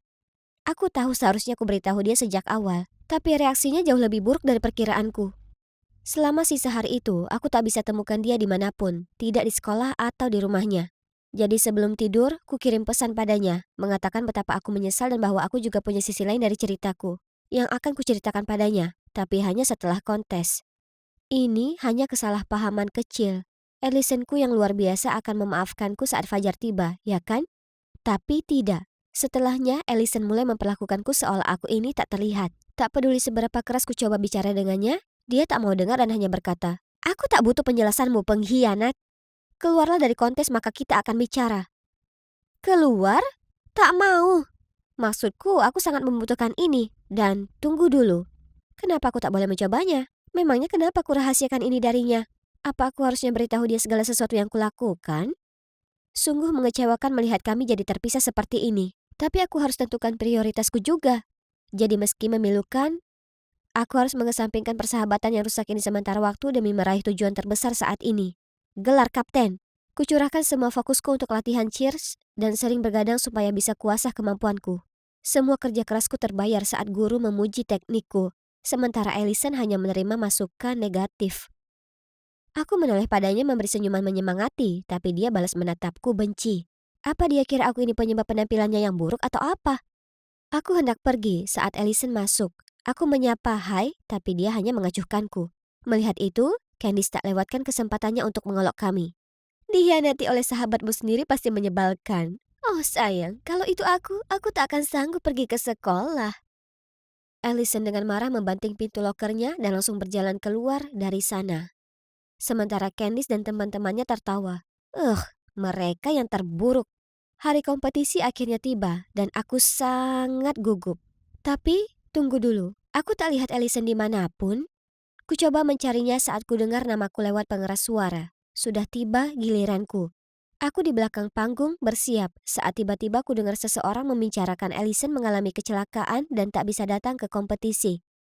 Oh ya Tuhan, Allison. Apa dia baik-baik saja? Tapi sebelum aku bisa bertanya lebih banyak ke mereka, aku didorong keluar menuju panggung. Musik sudah mulai dimainkan, tapi aku merasa terlalu terbebani dan cemas untuk mulai. Merasakan kegelisahanku, semua penonton berdiri memberi tepuk tangan meriah untuk menyemangatiku. Kulihat ke arah penonton, lalu mengambil napas dalam-dalam, berusaha berkonsentrasi dan memulai penampilanku. Segera setelah musik berhenti, seluruh ruangan memberikan tepuk tangan yang meriah. Para juri mengangguk dan tersenyum padaku. Aku terlalu khawatir tentang Allison untuk bisa merayakan, jadi tepat setelah penampilanku, aku bergegas menuju ke rumahnya untuk memeriksa. Tapi dia tak menerimaku sama sekali. Beraninya kau tunjukkan wajahmu di sini, tidak setelah apa yang kau lakukan. Apa maksudmu? Ku dengar kau jatuh, jadi aku segera kemari setelah kompetisi itu. Berhentilah berakting, aku tahu kau menyelinap di belakangku dan mendorongku kemarin. Berkat kau aku harus keluar dari kontes. Apa yang dia katakan? Allison menghilang naik ke atas. Aku bergegas menolongnya, tapi dia mendorongku menjauh. Pergilah, kita bukan lagi teman. Aku sangat kecewa sampai akhirnya menangis. Dan saat aku bangkit dari lantai, kulihat Steve berdiri di bagian bawah tangga. Apa dia lihat semuanya? Aku sangat malu sampai aku langsung kabur secepatnya. Dan semuanya tak berhenti, jadi makin parah. Aku tak pernah setakut ini pergi ke sekolah sebelumnya dalam hidupku. Ini semua berkat postingan forum sekolah yang menuduhku mendorong Allison. Sekarang peringkat votingku jatuh dan anak-anak yang tak kukenal pun memberiku pandangan tak suka. Tiba-tiba Steve muncul entah dari mana dan mulai bicara denganku. Allison sedang tidak dalam suasana hati yang bagus akhir-akhir ini. Aku minta maaf atas namanya. Ini bukan mimpi kan? Steve tak pernah peduli denganku sebelumnya. Jadi kenapa sekarang?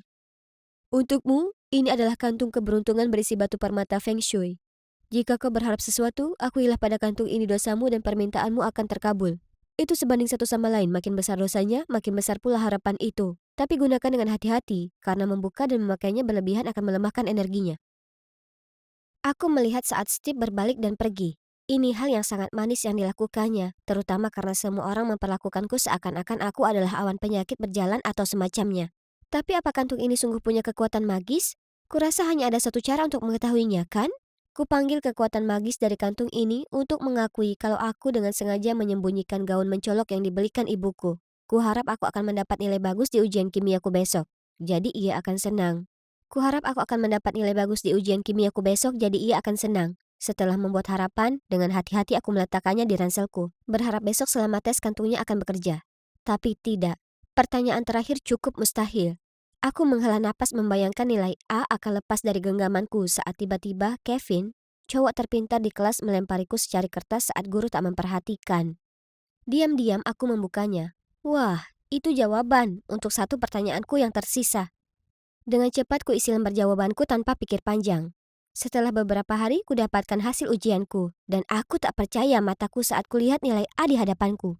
Itu pasti kekuatan kantung ajaib itu, karena biasanya Kevin bahkan tak pernah bicara padaku. Memukau. Dan begitulah aku membuat beberapa permintaan lagi dan itu semua jadi nyata. Aku bahkan pernah mengaku kalau aku tak sengaja tumpahkan air dan merusakkan komputerku dan kuharap ibu akan membelikanku yang baru. Sulit dipercaya, 2 hari kemudian, ibuku membelikanku MacBook dan bilang kalau itu hadiah ulang tahunku yang lebih awal. Kantung ini sebuah keajaiban, jadi ini waktunya kugunakan untuk permintaanku yang paling penting. Aku memanggil kekuatan magis kantung ini untuk mengaku bahwa kusimpan rahasia ini dari Allison, dan berlatih tiap malam lalu daftar kompetisi cheerleader. Aku ingin menang hanya karena aku mendambakan perhatian Steve, dan untuk meningkatkan rasa percaya diri untuk mengaku padanya. Kumohon bantu dia untuk segera pulih dan agar kami bisa berbaikan dan jadi sedekat dulu. Setelah memohon, aku menghela nafas lega. Senang rasanya akhirnya bisa melepaskan beban ini dari dadaku. Hari berikutnya sepulang sekolah, aku pura-pura berjalan melewati lapangan basket seperti biasanya saat Steve memanggilku dan memberiku sebotol jus. Sepertinya kantung itu sungguhan mengeluarkan kekuatannya. Aku sudah, sebenarnya, Robin, tak ada keajaiban. Aku hanya menyelipkan perekam ini dalam kantung itu untuk mencari tahu apa kau adalah orang yang mengusik Allison. Aku minta maaf. Apa? Dalam kantung keberuntungan itu ada perekam mini? Jadi, itu juga berarti dia mendengar semuanya, termasuk pengakuan cintaku. Wajahku memerah seperti ceri dan aku tak tahu bagaimana bereaksi saat dia tiba-tiba menghela nafas. Hei, apakah mencurigai seseorang? Aku masih ingin cari tahu siapa biang keladinya. Candice, dia punya dendam terhadap Allison. Candice? Kalau begitu aku punya cara. Sampai nanti. Semenjak aku tahu kalau Steve tahu aku menyukainya, aku bertanya-tanya kenapa dia tak balik menanggapi. Mungkin diamnya itu adalah penolakan. Segera saat aku masuk kantin, kulihat orang-orang segera berkerumun. Oh Tuhan, itu Steve dan Candice bergandengan tangan. Tunggu, apa itu di tangannya? Jelas terlihat seperti kantung keberuntungan. Apa mungkin? Sementara Candice tak memperhatikan, Steve menoleh, tersenyum lalu mengedipkan mata padaku. Oh, itu dia. Steve hanya berakting supaya dia bisa dapat informasi darinya. Esoknya, Steve mengundangku ke rumah pohon di tamannya untuk mendengarkan rekaman Candice. Tapi ternyata Candice juga bukan biang keladinya yang menyebabkan kecelakaan Allison. Dia cuma mengakui beberapa hinaan dan kejahilan tak berarti, dan berharap dia bisa memenangkan pertandingan dan agar Steve cinta dan memanjakannya. Kalau begitu siapa? Entah kenapa Allison terus bersikeras itu kamu. Bagaimana kalau kau berikan Allison kantung itu? Aku ingin dengarkan perasaannya juga. Lalu begitulah, kantung ajaib juga diteruskan ke Allison.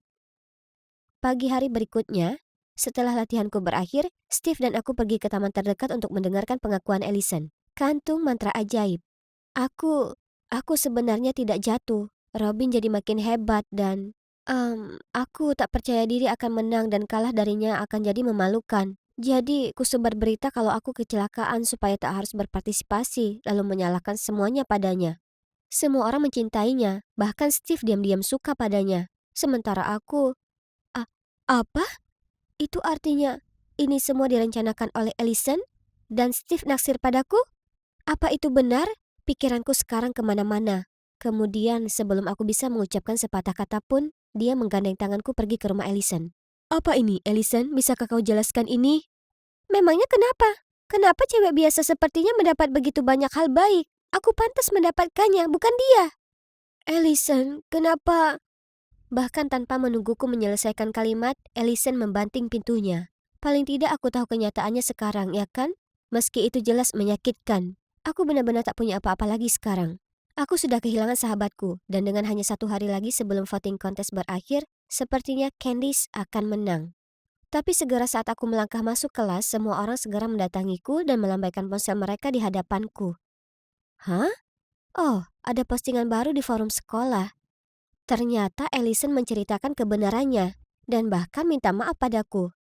Aku tahu, sahabatku selalu jadi orang yang sangat baik. Berkat postingan itu, votingku melejit, dan aku mendapat peringkat pertama. Dan ini adalah momen yang sudah kutunggu-tunggu. Pemimpin baru tim cheerleader kita adalah Robin Smith. Lewat senyum bahagiaku, kuperhatikan seseorang berdiri di kejauhan.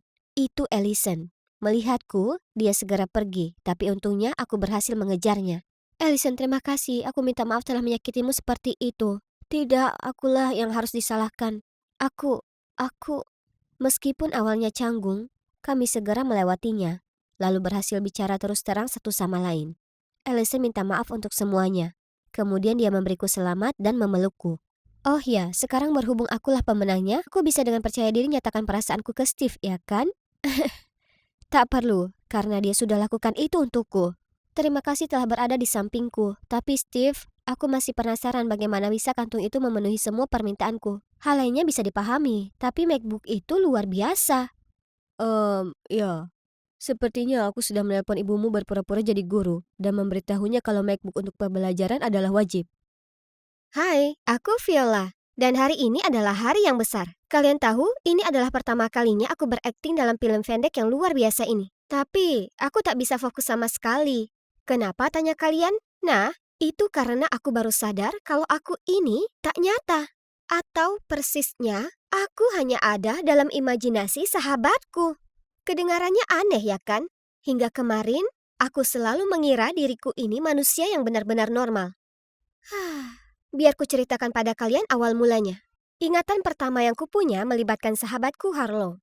Aku bangun, merasa pusing dan bingung, lalu kulihat gadis cantik ini tersenyum padaku. Dia bilang padaku kalau sekarang aku aman dan bahwa orang tuanya akan merawatku. Anehnya, aku tak bisa ingat apapun sebelum hari itu. Dan tak seorang pun memberitahuku apa yang terjadi.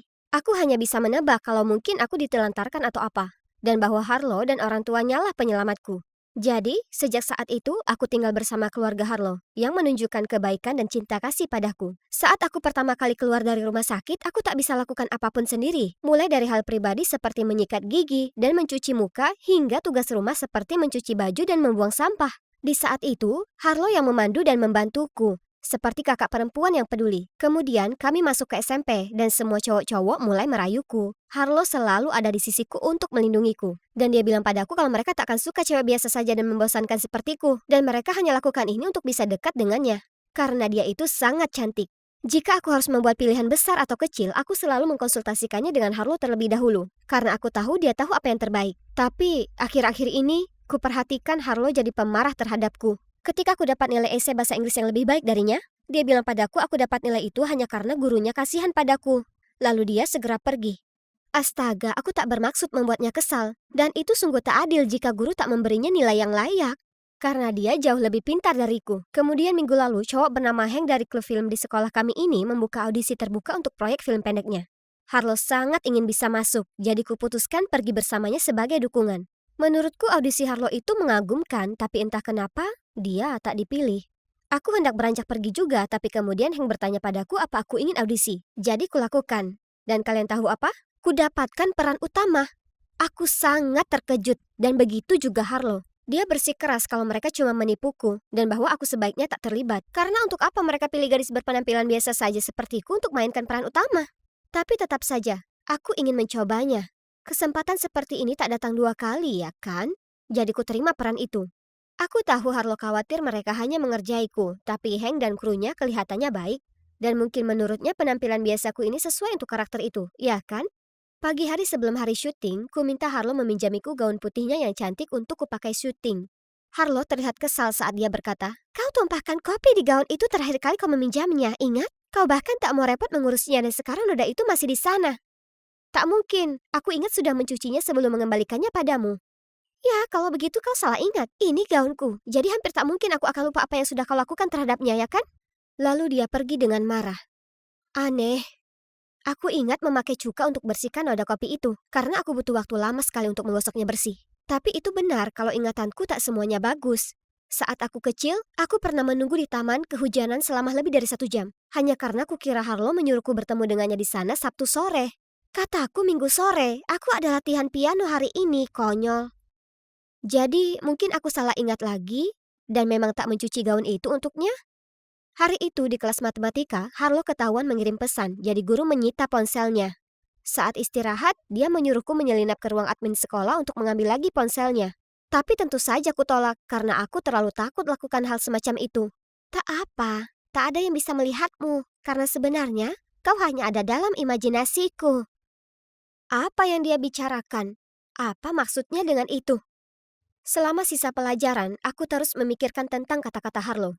Saat bel berbunyi, melihat kalau aku masih bingung, Harlo menunjuk sekelompok murid yang berdiri di dekat situ dan memberitahuku kalau tak peduli apapun yang kulakukan, mereka tak akan melihatku. Dan itu benar.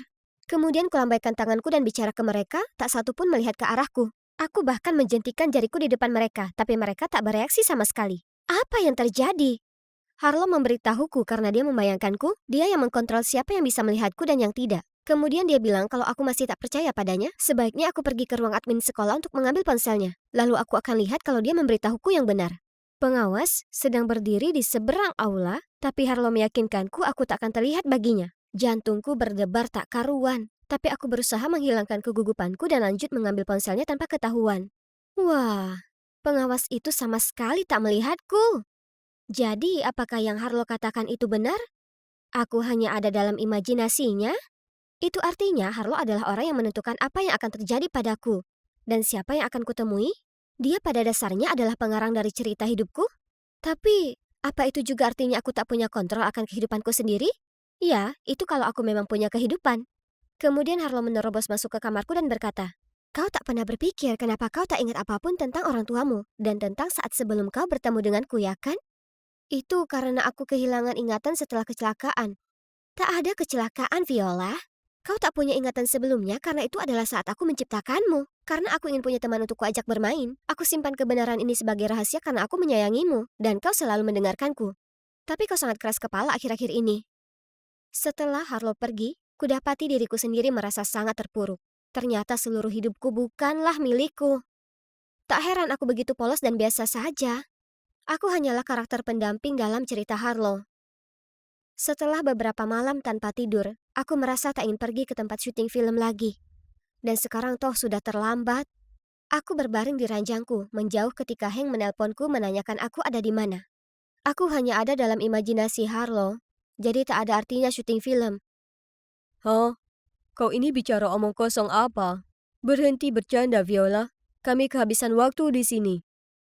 Melihat itu aku bahkan tak repot-repot menjawabnya, tapi hanya menghela napas panjang. Dia pun melanjutkan. Baiklah kalau begitu, jika itu masalahnya, maka paling tidak kau harus membuatnya berarti. Kau mau membayangkan dirimu sebagai orang biasa yang membosankan atau aktris yang brilian? Kurasa kata-kata Hank masuk akal, jadi kupulihkan diriku, kemudian bergegas ke lokasi syuting. Bahkan jika aku ini imajinasi, aku akan membuat kehidupan tak nyata milikku ini luar biasa mengagumkan. Pembuatan film itu sebenarnya sangat menyenangkan, dan semua orang memuji aktingku. Mereka mungkin hanya bersikap ramah, tapi aku tetap merasa senang. Lalu Hank mendatangi dan memberiku selamat. Sekarang karena film sudah selesai, kau bisa jujur padaku. Aku tak keberatan. Aku tahu kau hanya jadikan aku pemeran utama karena kau menyukai Harlo. Apa maksudmu? Dan juga hal yang kau katakan pagi ini soal hanya ada dalam imajinasi Harlo? Aku akhirnya membeberkan semuanya kepadanya, dan kalian tahu apa yang dia lakukan? Dia tertawa. Tapi kemudian saat dia melihatku berusaha keras menahan air mata, dia meraih tanganku. Viola, dengar aku. Harlo menipumu. Satu-satunya yang tak nyata dari semua ini adalah kata-katanya, bukan kau. Tak mungkin. Harlo itu sahabatku. Dia tak akan pernah lakukan hal seperti itu.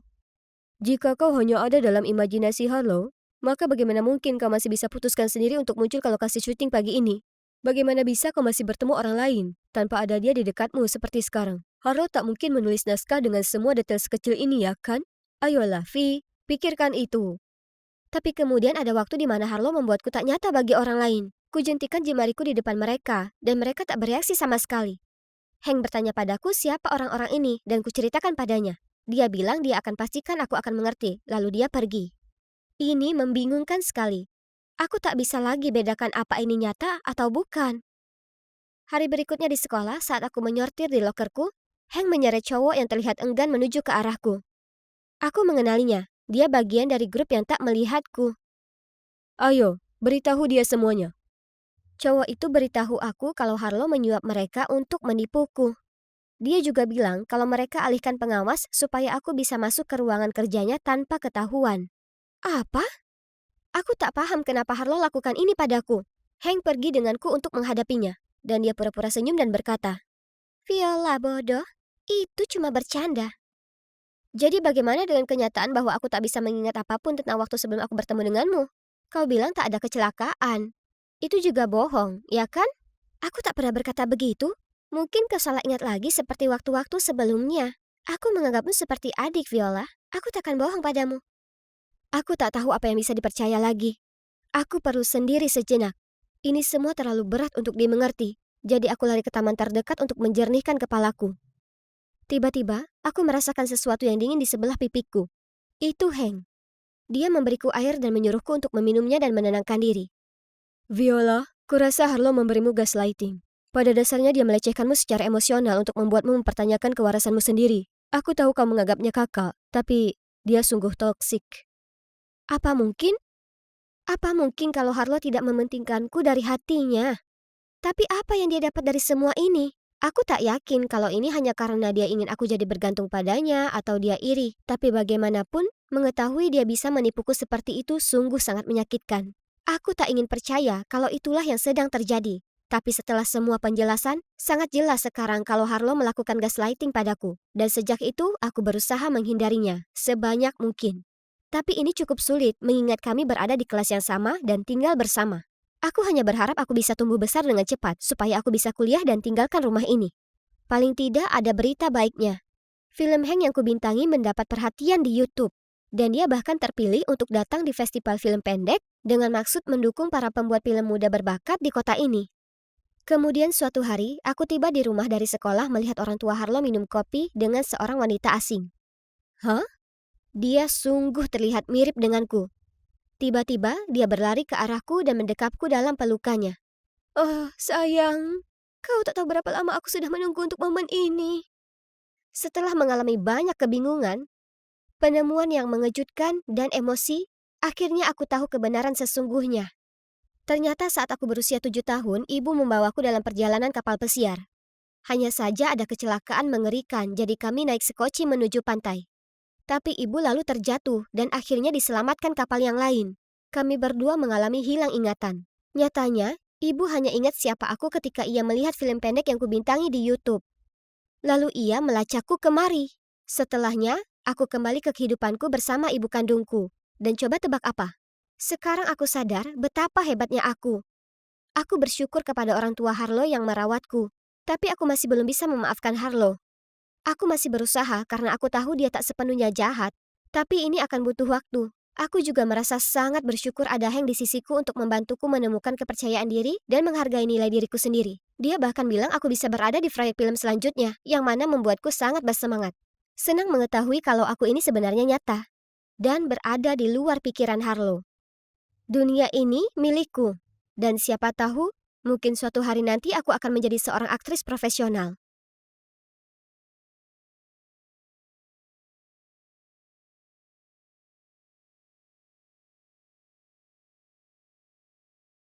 Hi there, I'm Flora, Portside High School cheerleading captain and beauty pageant queen. My natural beauty and charisma mean that everyone's drawn to me, but hey, I don't make it easy for them. I only allow a select few to get close to me as I can't be seen associating with just anyone. Only my classmate Nina is pretty enough to have the coveted position of my BFF. Birds of a feather flock together, right? My high school life was perfect. But then, in the space of one day, that all changed. The principal, Mrs. Harrington, told me that due to my cheerleading abilities, I'd won a scholarship to the ACL Academy, a boarding school for the athletically gifted, and I was leaving today! Huh? This made no sense! I mean, I don't even do sports. I rushed straight home to discuss it with my mom and found her sitting on the couch surrounded by a load of shopping bags. Yep, she'd already spent the scholarship money before I'd even found out the news. I know Mom loves money, but how could she make such a huge decision about my life without discussing it with me first? Ugh. Looks like I had no choice but to leave Portside High behind and go to this stupid sports school. Whatever. I'm a skilled cheerleader after all. It'd be a breeze, right? Wrong. This new school sucked. On my very first day here, I was woken up at 6 a.m. and forced to run 5 laps around the stadium. God, are these people superheroes or what? How are they able to run and laugh at the same time while I'm panting like crazy? I didn't have time to catch my breath when the teacher made us move to the gym to lift weights. After 3 hours in the hellish gym, I barely had time to digest my lunch before they steered me into the volleyball court. Yep, that's the sport Mom had registered me for. Ugh, this stupid sport.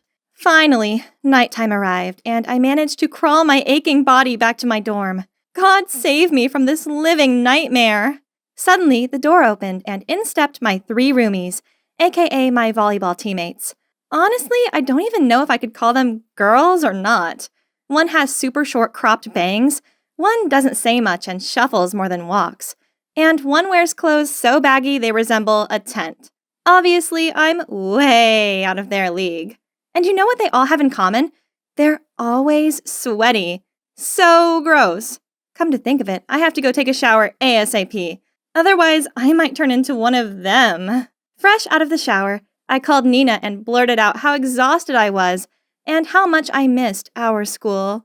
Poor you, you must be so tired. Oh, by the way, I have some amazing news to tell you. There's a city beauty pageant coming up and I'm representing the school. What?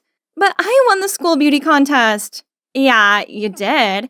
But you don't attend Portside High anymore, so seeing as I came second, they've given me the spot. Too bad, as you definitely would have won. What? How unfair! I was still in shock when the dorm supervisor stormed in and took away my phone. Yeah, I forgot to mention. This school even has a strict 10 p.m. phones away and lights off rule. It's all because they believe health is the most precious thing for an athlete. I tossed and turned all night. This beauty pageant was massive, and there's no way I could miss it. But I'm not at Portside High anymore. Instead, I'm stuck in this dumb jock academy. If only I could get out of here. That's right. I have a brilliant idea. I need to get expelled. So, I decided to skip practice and go cause some havoc for 3 days straight. I poured paint into the pool, cut off the badminton strings, deflated all of the soccer balls, and of course, I made sure that the security cameras caught it all. And as expected, the principal eventually called me into his office. Yes, this was the moment I was waiting for. Soon I could pack and get out of here. Only the rest didn't exactly go to plan. If it had not been for Mrs. Harrington. 2 laps of frog jumps around the soccer field, now! What? Frog jumps? I hate those things! Why couldn't he just kick me out already? But wait, what does Mrs. Harrington have to do with this? After my punishment, I needed to vent. So, hugging my aching thighs, I called Nina to complain about my failed plan. And she just burst out laughing. Oh, Flora, those outdated tricks were never gonna work. You have to do something bold, like... Oh my god, Nina is a genius! The next night, following Nina's instructions, I sneaked out when everyone was asleep. That's right, I'm going to wake the whole school up with these firecrackers. I lit one in the dorm's backyard, then ran to hide behind the bushes. 3, 2, 1, and... silence. Huh? I went back to check and saw that it had gone out. What's wrong? Is this one broken? I tried again and again, but the same thing happened each time. As if a ghost did it? Just the thought of it sent chills down my spine, so I sprinted right back to my room. Okay, so not only had my plan been a massive fail, but it had left me super tired. Needless to say, this morning's run was not fun. Zombie alert! How come they look even more exhausted than me? Hey, have you guys heard about the doomed jock? He's the ghost in the dorm's backyard. Allegedly, he attended this academy years ago, And he exercised himself to death right there in the dorm's backyard. So now he haunts it. What was she talking about? Could it be the one who messed with me yesterday was the doomed jock? I couldn't just give up like that. I needed to figure out a way to get out of this awful place before this ghost got me. How about starting a fight? I heard that the fencing team and basketball team were the two toughest groups in the school. So, I sprayed paint on their fencing masks and punctured all of the basketballs, and left a fencing sword at the scene. Then I wrote both teams an anonymous letter. Sunday, 2 p.m., abandoned building near the back gate. When Sunday came, I hid in the abandoned house and waited for the two groups to arrive. Look at their tense faces. This was going to be fun. I quickly called the cops and then took advantage of the chaos to blend in with the feuding teams. I almost got punched in the face when, fortunately, the cops got there just in time, causing everyone to frantically flee the scene. I happily ran to a cop. It's me! I started this fight! But, to my surprise, the cop just asked if I was hurt. Then he hurriedly chased after the gang. Only then I realized that if I wanted to be caught, I had to do exactly what they did. Run away! Oh, man. I was staggering my way back to the dormitory, feeling deflated, when I spotted the fencing and basketball teams coming my way. Freaked out, I looked around for a place to hide, but there was only one car parked on the side of the road. With no other way, I ventured to open the car door and, oh, it wasn't locked. I quickly jumped in, hid under the back seat, and lay completely still. At that moment, the car door swung open. I closed my eyes and braced myself to catch some hands when suddenly the car revved up and left. Looking up, I saw the principal sitting in the driver's seat, whistling happily. Oh, so it was his car. After a while, the car stopped in front of a bar in town. Didn't expect a serious man like him to go to such places. But wait, an underage student being caught by the principal here would surely get me expelled, right? With that in mind, I hurriedly followed him. But at the door, a security guard stopped me and asked for my ID card. I had no idea what to do when suddenly a strange guy appeared. Hey, cutie. Need an ID card? How about this? I'll lend you a fake ID to get in. In exchange, you must go out with me tonight. Sounds good, huh? Well, I didn't plan on sticking around for long, as I would just get in, find the principal, and get caught right away anyway, so I nodded in agreement. I was about to take the ID card from him when someone yanked me back and pushed me into a cab. My roommates! What are you doing here? Do you know you've just ruined my plan and— Ruined? Who's the one causing trouble here? Do you honestly believe that if you get expelled like that, your old school will take you back? Fat chance. Huh? How'd you know that I'm trying to get expelled? Turns out my roommates overheard the conversation between me and Nina. It was them who extinguished my firecrackers in the campus backyard, then made up the doomed jock ghost story to make me stay away from there. Then, when the basketball and fencing teams searched for me, it was them who lied that I was with them all day so I could get away with it. But what did you do that for? Don't get us wrong, we didn't do it for you.